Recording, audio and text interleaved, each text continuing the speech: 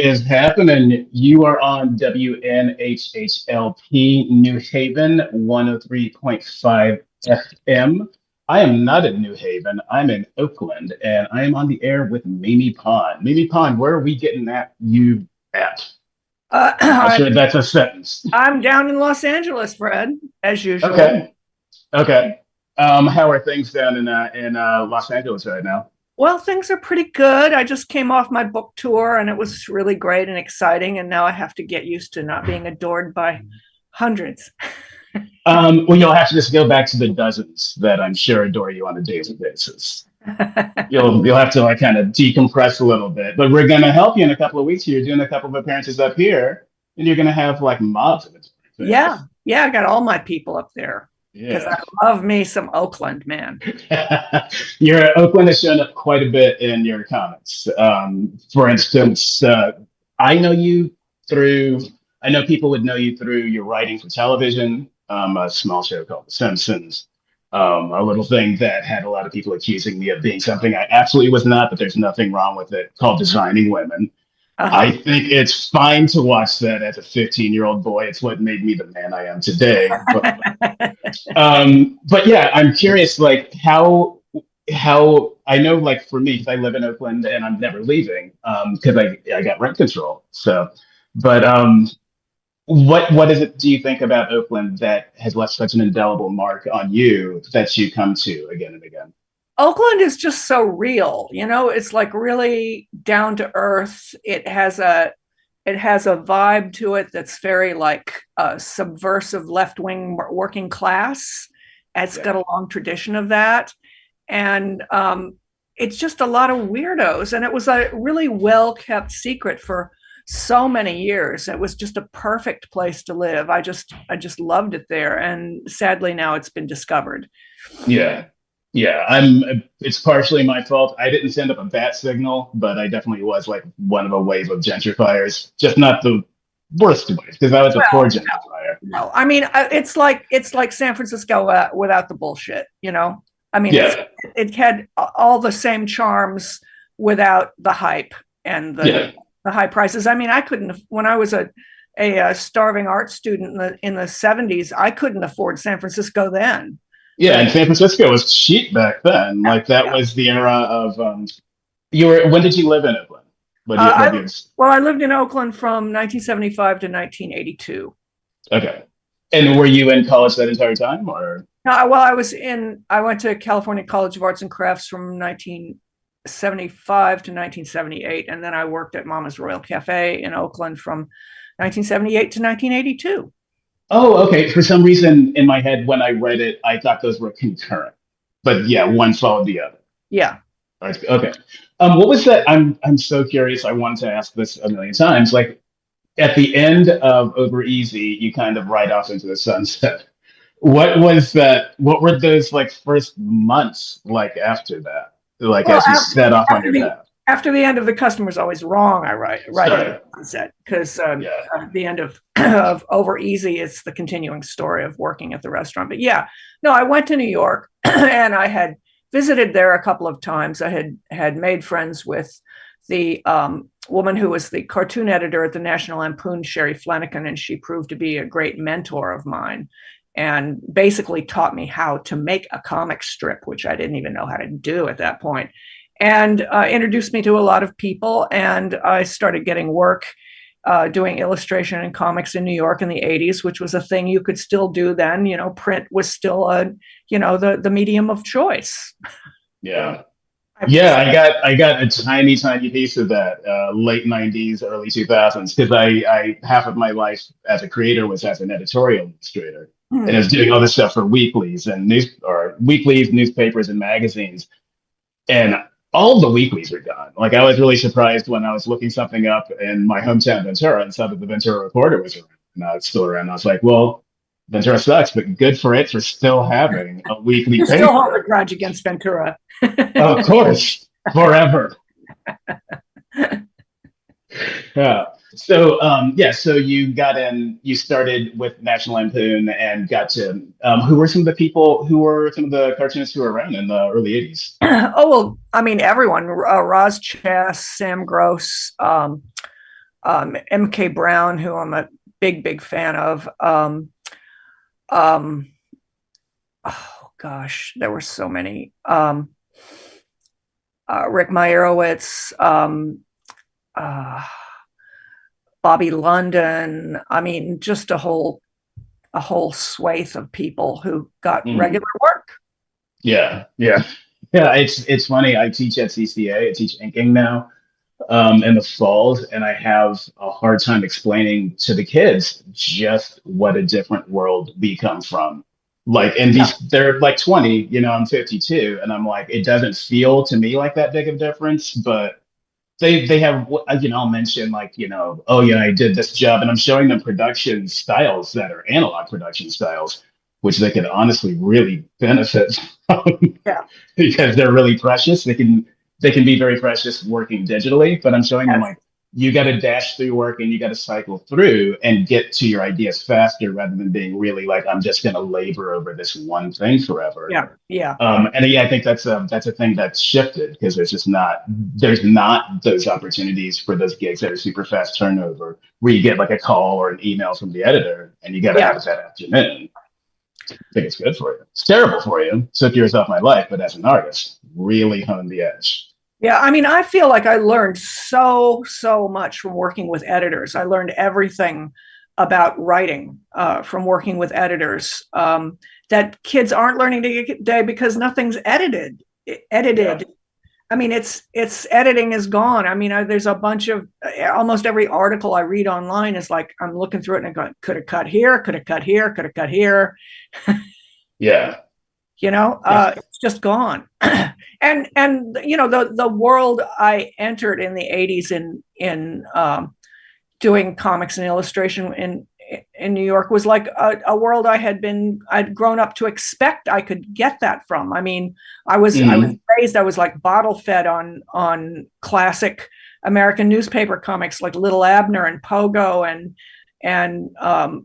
you know Terry and the Pirates and stuff like that. And it was like these people were Milton Caniff and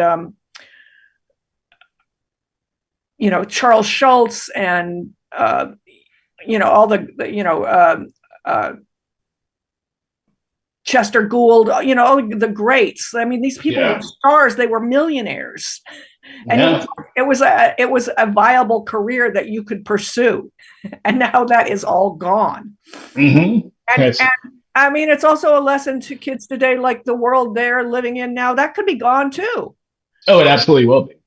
Like Yeah. it's guaranteed. Like there's not, and that's one of the things that I really try to impart to them is like if you're a quote unquote real artist, you're gonna do this regardless. So like I get in front of them at the beginning of the year and I'm like, I don't know what your teacher is telling you about like careers. I can't really tell you about careers. I went about mine completely backwards. All I can tell you is if you're really an artist, you're gonna draw and I'm gonna show you how to do that. So that's Yeah. that's what we're here for. And that's like what I meant. I mean, I'm a lifer, like I just got to do this. But It's a I compulsion. once You it can't help is. Yeah, like there's no quitting this. This is like being in a mob. It's like being in a really dorky mob. it. How did you go from doing National Lampoon to writing for television? um, well, I mean, it's weird because I had, I had, I just happened to be friends. Well, my husband worked on Pee Wee's Playhouse as a production designer and puppeteer with Gary Panter, who was friends with Matt Groening. And we were introduced to Matt. And when Matt got his show going, apparently he was asking all his cartoonist friends if they wanted to write an episode. And apparently I was the only one at the time who said yes. I mean, I don't know. So that was that. And then because Wayne and I both had like quote unquote heat from working on two big shows, we got ourselves Hollywood agents. We were sent to all these meetings where we were pitching shows. We had no idea, and nobody told us that the likelihood of selling a show to a major network was zip if you had not previously been a showrunner or on staff of a TV show. So it was just like this completely self-defeating cycle. And my Wayne, my husband, did a painting about the whole thing that he called "All That Fake Laughing for Nothing." And somehow I At got, least you got something out of it. That's a yeah, I mean, killer somehow title. I got on Designing Women because Linda Bloodworth was off winning the election for Bill Clinton, and it was the last season, and they needed some warm bodies in the room, and they got me and my infant son and the nanny there, which was like just a disaster. It was just horrible. I wasn't getting any sleep. I'd never been a mother before. I'd never been on staff of a TV show before. I'd never worked in an office before. And I was, expected to be there from like, 9 a.m. till like 10 at night. And that was not doable for me then. So it was just like, and the show was on its last legs, and the inmates were running the asylum. And it was just bad all the way around for me. Yeah. So what was working on Pee-wee's like? Because Oh, I imagine that. that was the opposite. Okay. It was Wasn't like an office environment. No, it was like me and Lynn Stewart, Miss Yvonne, the most beautiful lady in Puppetland, wrote a script. We gave it to Paul. Here's what happened. They shot it. I thought, oh, that's how it works. This is great. I'm going to have a great career. Yeah. It was like the opposite of any other TV show ever. Yeah, that gave you a false, that gave you real false hope for like how things would work. Yeah. Mm-hmm. So we were talking about the importance of editing earlier. And so reading Do Admit, the bibliography on this is almost as long as the book. And the book's pretty freaking long. Like what is how far back do you go with them? I know you said that your mother read the American Way of Death. And I feel like what you have with them is kind of a parasocial thing where when I was a kid and I'd watched David Bowie, I was just like, I was hanging out with him in the video. Like we had a relationship for decades. And it ended when I kind of became an adult. But yeah, living in that world was like really nice. And I imagine living in that Mitford world was like amazing. But how did you get from reading about them and your history with them to figuring out what the through line was? Or maybe back up, when did you decide you needed to do a book like this? Well, I decided I needed to do a book because my obsession with them was threatening my marriage. I was bringing them up way too often in social situations and for way too long, and my husband was getting really mad at me. And I just thought, okay, I've got to channel this into something. And it's not like toll roads or something relatable, because everybody loves to talk about the history of toll roads. Yeah. Well, I went to this conference, Biographers International, this year, and it was such a comfort to be in a room with other people who were as obsessed with their. Oh, here comes my coffee. Thank you. There were people who were as obsessed with their topics as I was with mine. So, I'm sure you have the same feeling about Major Taylor. It's like you're not alone. Yeah. Yeah, I'm looking forward to finding others like me when I read the book. But you know how it, once you start reading about your subject matter, you're like, okay, what were the times they lived in? How was it different? Mm-hmm. You're going down all these rabbit holes. And I don't know, just like some people in their dotage take up bird watching. For me, it's history. I'm like, I was never really that much into history until about 20 years ago when I started just reading all about history. Okay. I went to art school, so my background in history is sketchy. So I kind of backed my ass into the fan of history with the Mitfords. Now I know everything about the history of the 20th century.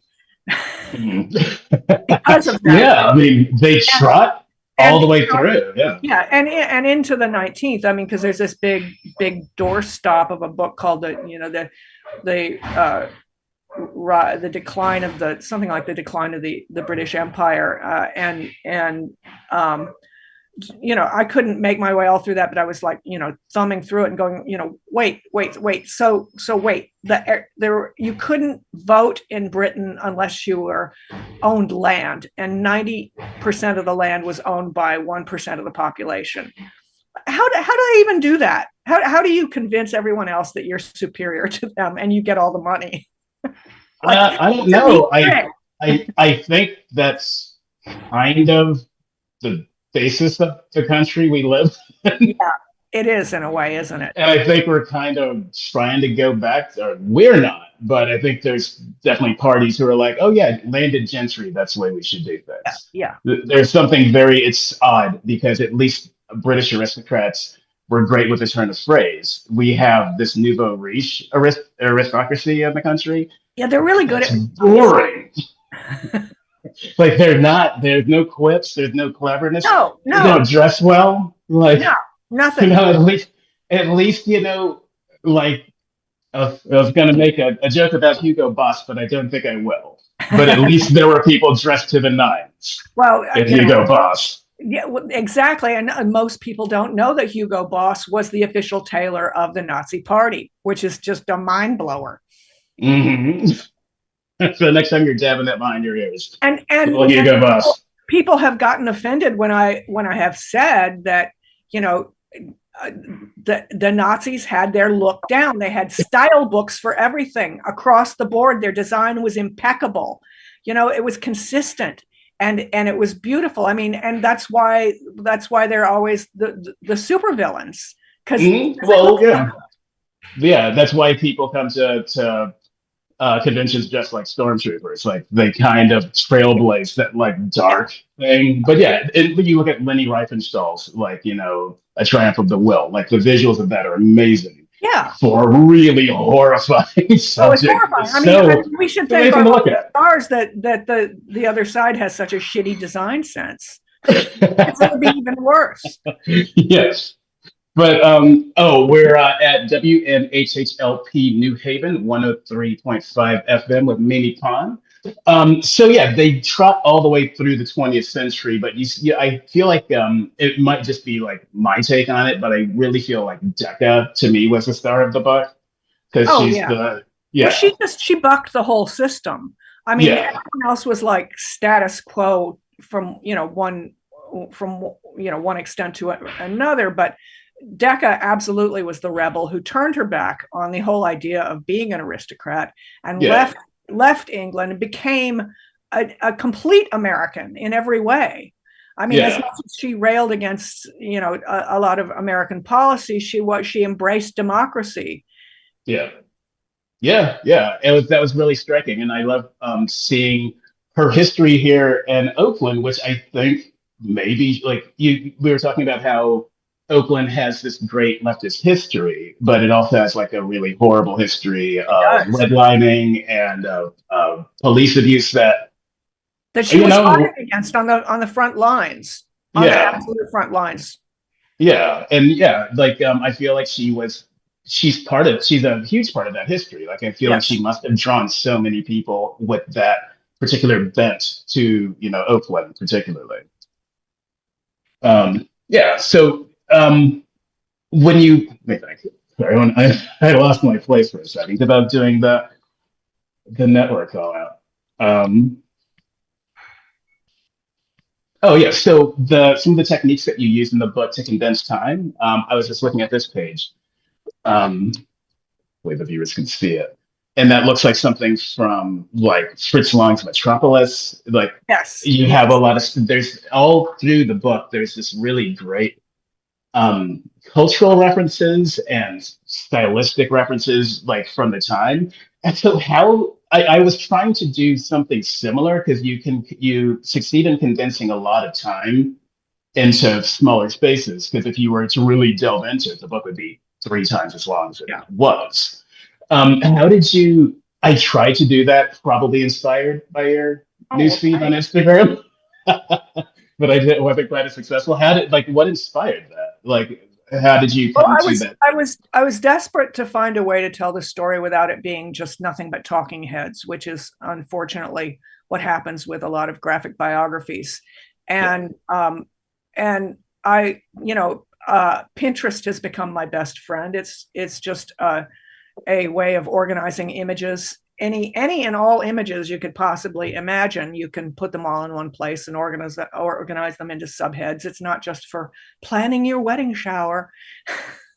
or your child's third birthday party. It's if people think it's that, and it's just a digital bulletin board Yeah.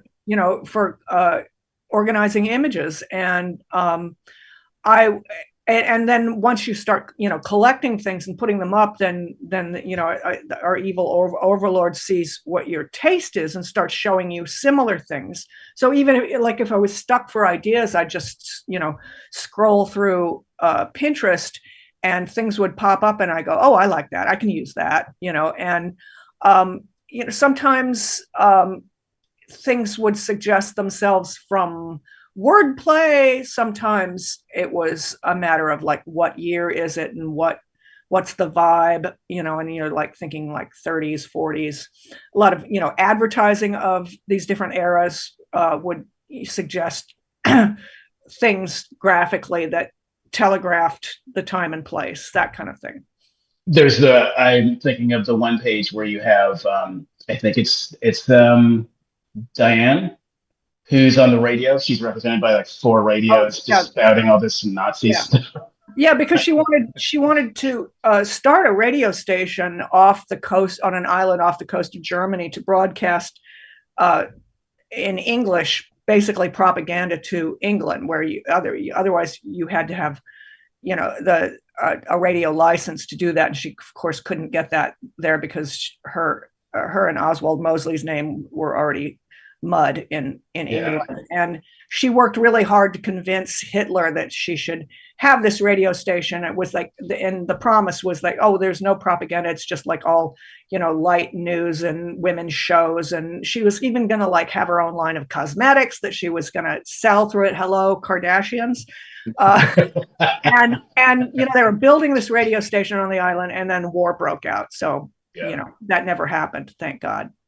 But yeah, she was a savvy businesswoman. She wasn't stupid. Well, they were also savvy. It's like, it's nuts because any one person, for any one person to have, any one family to have one person in there who did one of the things that one of them did in a month would have been mind blowing. And they have these crazy, both the two sisters were friendly with Hitler, and Hitler was at one of their weddings, and like one of them becomes like this crazy like leftist rabble rouser. And there are these women who were denied education because they're women and because of their time. Like, so how does that happen that Well, they yeah, end up doing that's the that? big question. And I think how that happens is, one thing they had was like, I think the brains kind of skipped a generation. Their grandfather had been Yeah. the ambassador to Japan, and had written extensively about Japanese culture, and had traveled to Japan, and apparently fathered a couple of children with Japanese geisha, and spoke Japanese. And also, another Mitford fun fact: he consulted with Gilbert and Sullivan, and sang them the song Mia Sama, which became a big musical theme throughout the opera The Mikado. And I won't try to sing it for you. You don't want that. But it's, you would recognize it instantly if you heard it. So, I mean, a very influential, powerful figure. His older son, Clement, was supposed to inherit the barony and the giant house and everything. And Clement died in World War I. And no one had prepared David Mitford for this. And so he inherited this property. And it was the end of World War I. Giant country houses were white elephants, and he unloaded it for a song. He continued to manage money in the worst possible way throughout his entire life, and he always told his daughters there would be no money for them, so they better figure out what they were doing. So they are all like, from an early age, figuring out their exit strategies. On top of that, they're raised in isolation in the English countryside, only really mixing with other family members and very close friends. So they're in this hothouse, and Nancy, the oldest, is super smart and wildly witty, kind of mean, and she's leading the pack. So she's like raised the bar. You've got to be at least as funny as Nancy if you want to get by on a daily basis. And they've got their grandfather's library. So that's the other thing. So, I mean, they can't go anywhere, but they got all these books they can read. So you've got all that, and this kind of, and on top of it, they're not educated, they're not sent to school, so they're not socialized by outside sources telling them what they should be. I mean, sure, they had their parents saying, girls don't do this, girls don't do that, you know, a lady never does, blah, blah, blah. But, you know, they were like already, Nancy had already like taught them to make fun of their father. So authority Yeah. was nothing. No one was telling them what they couldn't do, basically. So they were Yeah. just doing what they wanted.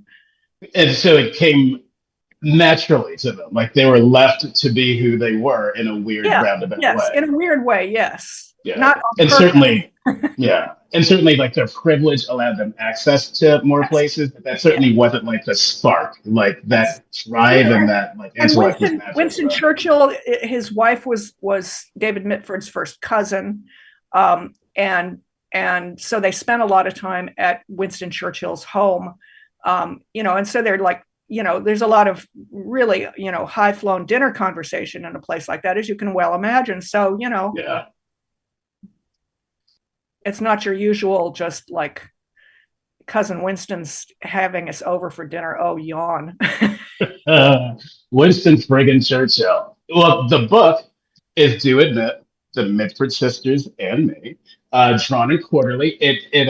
I love that you have no chapters. Love that you have no pages. I love that you broke all the rules on this. This is amazing. Absolutely love it. Like absolutely love it. Thanks So so much. thank you so much for hopping on with us. Thanks Um, for having me. yeah, we'll talk soon. Okay, great. Take it easy. You too. Bye. Are we still? Oh, there we go. Okay.